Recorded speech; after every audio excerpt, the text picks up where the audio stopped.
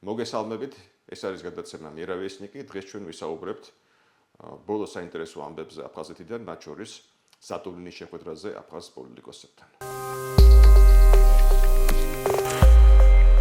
დღეს ჩემი სტუმარი გახლავთ ირაკლი ცკიტიშვილი, დამოუკიდებელი ანალიტიკოსი, მიმომხილველი, მაგრამ სანამ გადავალ მასთან, შეგახსენებთ ყველას, რომ ჩვენი გადაცემა არის აფხაზეთის საინფორმაციო ანალიტიკური ცენტრის პროექტი. ჩვენი ყურება შეიძლება ყველა პლატფორმაზე, YouTube, Facebook, TikTok და ასე შემდეგ. ირაკლი, მოგესალმები.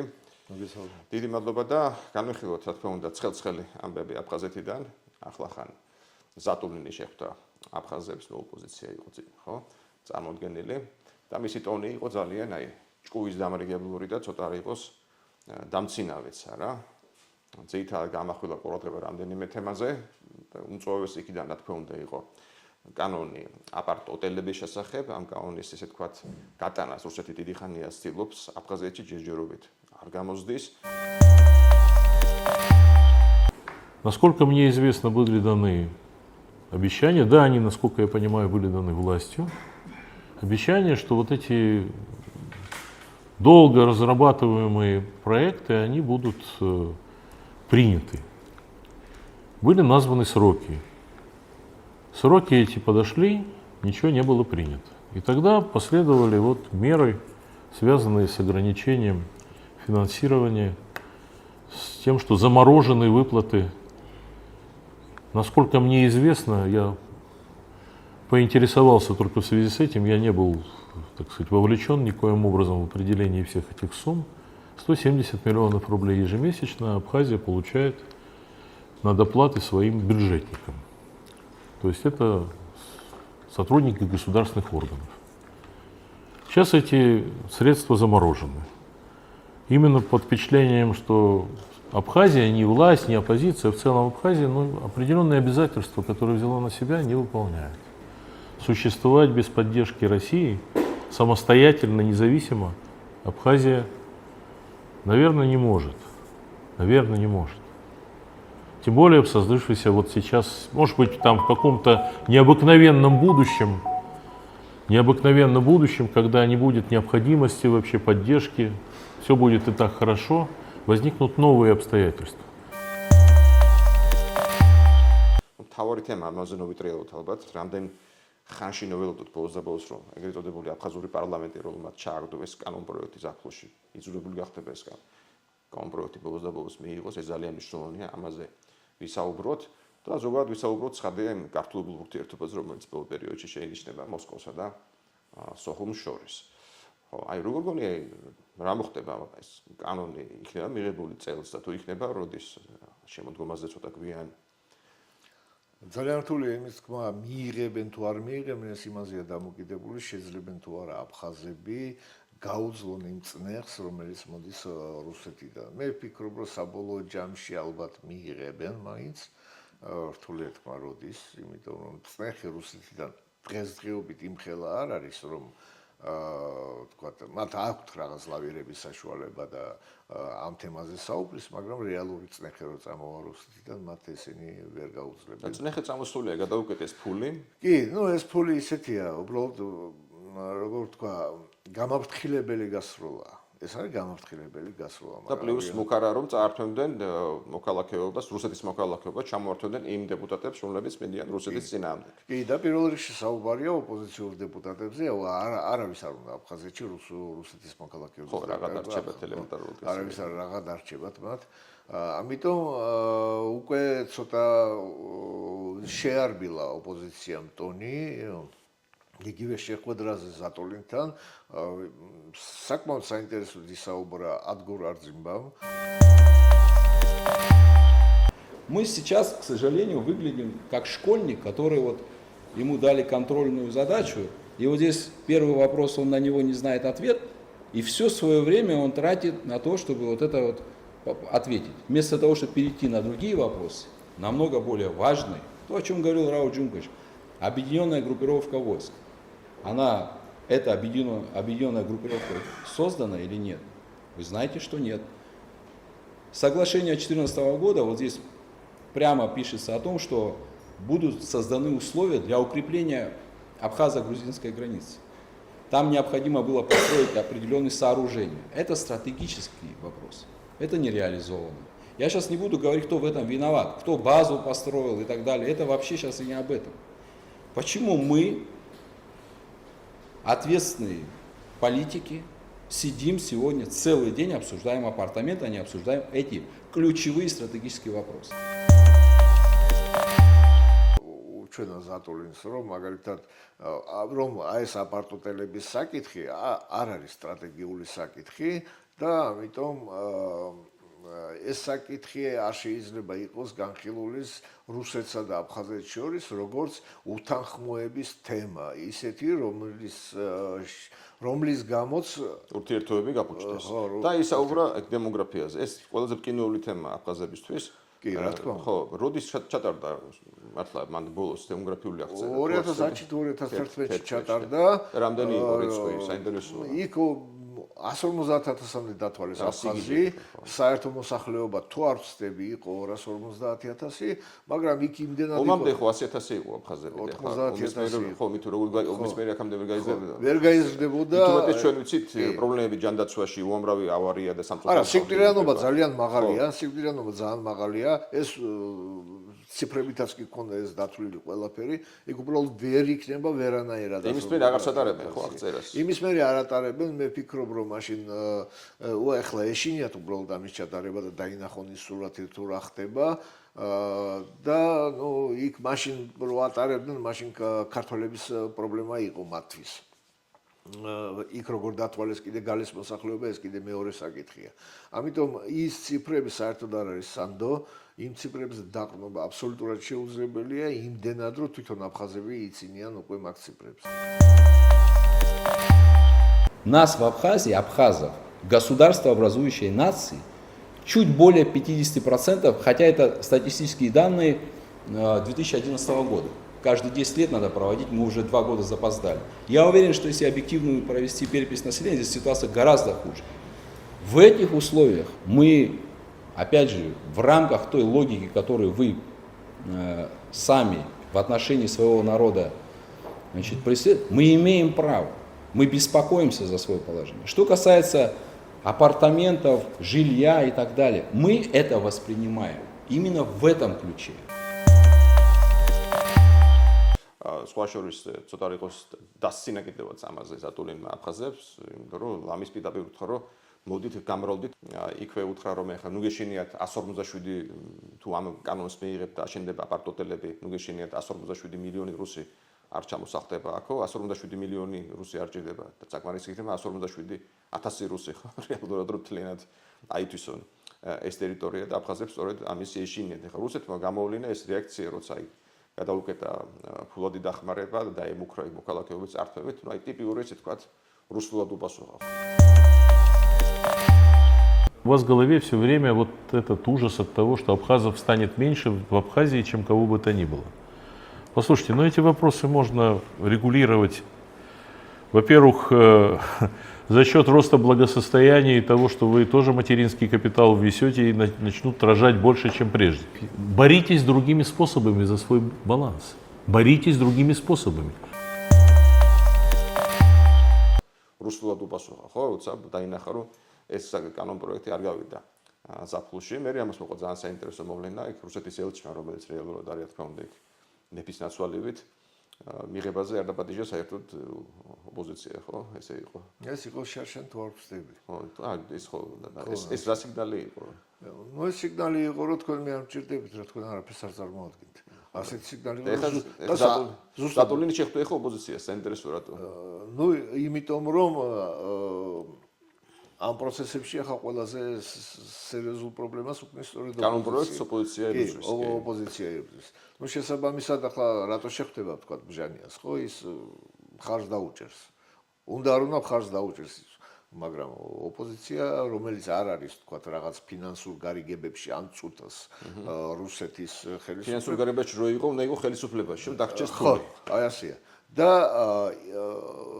ნუ იქ ზოგიერთი ოპოზიციონერი არის კიდევაც. არის და ისინი ჩუმად არიან რა. აჰა, გასაგებია. ხო, ისინი ჩუმად არიან. ანუ ოპოზიცია იმიტომ ხო არ იბრძვის ახლა ამ კანონპროექტის წინააღმდეგ, რომ თვითონ მოვიდეს მე ხელისუფლებაში და თვითონ დარჩეს ფული იმ პროექტით, რომელსაც განახორციელებს რუსეთი. რა თქმა უნდა. გასაგებია. ნებისმიერ პოლიტიკური ძალის ამოცანა მოვიდეს ხელისუფლებაში, ხო? ისევია აფხაზეთშიც. ზედმეტი მოუვიდა ოპოზიციას, ასე ვთქვათ, უფრო მაღალი ტონი აიღო რუსეთთან მიმართებაში, ვიდრე ამას რუსეთი მოითმენდა, გადაყლაპავდა და ამიტომ გამოუშვეს ზატულინი იმისთვის, რომ ცოტა ჭკუა ესწავლებიათ, აეხსნათ, რომ რუსეთთან პირდაპირ თქვა ზატულინმა, რომ ისაუბრეთ ოპოზიცია ხო ხართ, ისაუბრეთ შიდა აფხაზურ საკითხებზე, ინფრასტრუქტურაზე, ეკონომიკაზე და ნუ საუბრობთო რუსულ-აფხაზურ ურთიერთობებზე და ნუ ძაბავთო ამ ურთიერთობებს. ანუ ხო, გაწყარდითო რა. ხო, მამაშვილური ტონით ელაპარაკა, ხო, უფროსის პოზიციიდან აშკარად. სხვა შორის ეხა ხო ამშვიდებდა იქ რომ გეშინიათ ამდენი რუსი არ ჩამოსახდა, მაგრამ იქ შეცდომა დაუშვა სერიოზული წამოსდა იქ რომ აი სოჩას შეხედეთ რამდენი ხალხი ჩასახლდა ეხა რუსეთის რეგიონებიდან მაშინ რა სოჩაში ინვესტიციები შევიდაო, ხო? ანუ რეალურად თქვა ის ისიც აფხაზებს ეშინიათ, რომ თუ განვითარდება სიტყვაზე ბიჭვინთა, იქ აშენებენ რუსები აბარტოტელებს, იქ რო ხო დაქცეული ეხლა ომის მერე. მე რა თქმა უნდა ჩასახდებიან რუსები. მან რა რიცხვებზე საუბარი? ამ ეტაპზე საუბარია 10,000 აპარტამენტზე. ნუ ხო, მაგრამ იქ ხო ოჯახები ჩადიან ეხლა და კი, ნუ გავამრავლოთ 3-ზე და გავამრავლოთ ხო და ეს კი არის 30,000 და ეს მხოლოდ ხო მოსახლეობის დასაწყისია იმისათვის რომ შესაბამისი მოსახლეობის რამდენი პროცენტი გამოდის 15-20% გამოდის რომ შესაბამისი კანონ პროექტი გაიტანონ და შემდეგ უფრო პირველი ნაბიჯი ხო პირველი ნაბიჯი ყოველთვის რთულია მე იქით რუსებმა იქ აეროპორტი დაიწყეს ვითომ სოხუმში იქ კიდე ბევრი რაღაცა და ეს ყველაფერი მე საბოლოო ჯამში მოუნდებათ ამ ყველაფრის შეერთება და მაშინ სად იქნება აფხაზების ადგილი ძალიან რთულია ამის თქმა. აი საბარტოტელები, აეროპორტი. კი, ეს ყველაფერი იქნება რუსებისთვის აბსოლუტურად. თუ რაიმე განვითარდა დღემდე აფხაზეთში და თუ განვითარდება ოდესმე კიდე რამე, ყველაფერი იქნება მორგებული რუსის ინტერესზე, რუსების ინტერესზე, რომლებიც იქ ჩადიან. პრინციპში ლოგიკურია. კი, ხო, მათი სამხედრო ინფრასტრუქტურის ირგვლივ რაც არის საჭირო, ის ცენტრალური გზები იმისთვის არ არის, რომ აფხაზებმა იქ თავპირი იმტრიან მაგ გზებზე, არამედ იმისთვის, რომ რუსებმა ემოძრავონ თავისუფლად და ასე შემდეგ, მაგრამ საბოლოო ჯამში ეს ინფრასტრუქტურას რო თქვა განავითარებენ, მერე ამას ისე შეკრავენ, რომ აფხაზები გვერდზე დარჩებიან. აფხაზებს არ განუვითარებენ აფხაზეთს რუსები. მათ ამისთვის სანამ თვითონ არ მოიკიდებენ ფეხს, იქამდე არ განავითარებენ. მათ აქვთ სოჭი, მათ არ სჭირდებათ აფხაზეთი რუსების გარეშე. თუ რუსები იქ იქნებიან ძალა და არა მარტო რაოდენობით პოლიტიკური ძალა იქნება საკმარისი, აი მაშინ ისინი უკვე იქ განავითარებენ ყველაფერს, იმიტომ რომ ყველა რგოლში იქნებიან მე რუსები წარმოდგენილი და ასე ნელა ჩაანაცვლებენ აფხაზებს, აფხაზები დარჩებიან თამაშგარი. აქ საუბარი არის კიდე სხვა შორის კიდევ ერთი საკითხი, რომელიც ამწოვებს სოხუმსა და მოსკოვის შორის ურთიერთობებს, ის რუსული ბანკები. ეხლა ცოტა უცნაურია, რომ აფხაზური ბანკები აქამდე რაღაცნაირად ფუნქციონირებას ახერხებენ აფხაზეთის ტერიტორიაზე და რის ხარჯზე ხდება ეს? ნუ ეს ხდება ძირითადად რუსეთიდან გადმორიცხვების ხარჯზე. ეს თანხა მოძრაობს რუსეთსა და აფხაზეთს შორის. ნუ იქ ტურისტები ჩადიან. რაღაც პროექტებია რუსეთიდან ფინანსდება, გადმორიცხვებია, ტურისტები ჩადიან, გამოაქვთ თანხა და რაღაც მოძრაობა არის და მინიმალურ მოთხოვნებს აკმაყოფილებს, რომ ამ ბანკებმა იფუნქციონირონ. ზოგი მათგანი პირდაპირ არის რუსული ფილიალი, მაგრამ წარმოდგენილია როგორც დამოუკიდებელი ერთეული. მაგრამ ახლა პირდაპირ უნდა შევიდნენ რუსული ბანკები, ეს არის მოთხოვნა. კი, ეხლა იყო საუბარი იმაზე, რომ რუსული ბანკების ფილიალები ოფიციალურად იყვნენ წარმოდგენილი აფხაზეთის ბაზარზე. ნიშნავს სიტყვას თუ შევიდა სბერბანკი, ოქტომბერში დაიხურება ყველა აფხაზური ბანკი. ხო, დარჩება ერთი აფხაზური ბანკი, ერთი მაქსიმუმ. ხო. დაახლოებით ეგრეა და ამიტომ აფხაზებმა შესთავაზეს, რომ შემოიყვანონ რუსებმა საინვესტიციო ბანკის სახით რაღაც ერთი ბანკი, რომელიც დააფინანსეს რუსეთის საინვესტიციო პროექტებს მათი განხორციელების ეტაპზე და როგორც კი ეს პროექტი გაიშვება უკვე წყვეტენ ამ ბანკთან ურთიერთობას და უნდა გადავიდნენ ურთიერთობაზე აფხაზურ ბანკებთან. ანუ რუსული ბანკების ფილიალები რომ შემოვიდნენ აფხაზეთის ტერიტორიაზე, აფხაზური ბანკები დაკარგავენ თავიანთ სამუშაო სივრცეებს. ეს კერძოებზეც, კერძო მოქალაქეებთან, თქმა უნდა რუსულ ბანკში. იურიდიულ პირებთან და ასე შემდეგ. მოქალაქეს და იურიდიული მე ახლა არ ამგონია ახლა რომელიმე აფხაზური ორგანიზაციაც რო იყოს, იმას ერჩინოს აფხაზურ ბანკთან ურთიერთობა ვიდრე რუსულ ბანკთან და მისთვის ის უფრო მეტი გარანტია რუსული ბანკი ვიდრე რომელიმე აფხაზური. ბატონო, ეს კიდევ ერთი ბრძოლის თემა იქნება ალბათ. ხო, ახლოვდება ზამთარი. ჯერჯერობით რუსეთს არ განუახლებია, ხო, ფულის მიწოდება სოხუმისთვის. ზამთარში ალბათ ახლა აფხაზები იძულებულები იქნებიან თვითონ გადაიხადონ ელექტროენერგიის საფასური და ასე შემდეგ, არა? და უფრო მარტივი იქნება, მოდი ესე ვთქვათ, მათი მორჯულება რომ ბოლოს და ბოლოს მიიღონ მათ ეს აპარტატოლების კანონი, სხვა შორის დიქტატორი უნდა უთხრა, რომ ეხლა ხო მიიღეთ ბოლოს და ბოლოს ეს კანონი არბიტრაჟის შესახებ და ბევრი ბრძოლის შემდეგ და ესეც მოგიწევთ, მიანიშნე რომ ქართული ანდაზო რო გამოვიყენოთ, ჩათრევას, ჩაყოლა ჯობია რეალურად, ხო? რეალურად ყოველ ზამთარს არის იქ ელექტროენერგიის პრობლემა და ეს არის, ასე ვთქვათ, ყველასთვის ცნობილი მომავალი, რომელიც ელით ყოველ ზამთარს და აქ საკითხავია, რას ვაკეთებთ ჩვენ?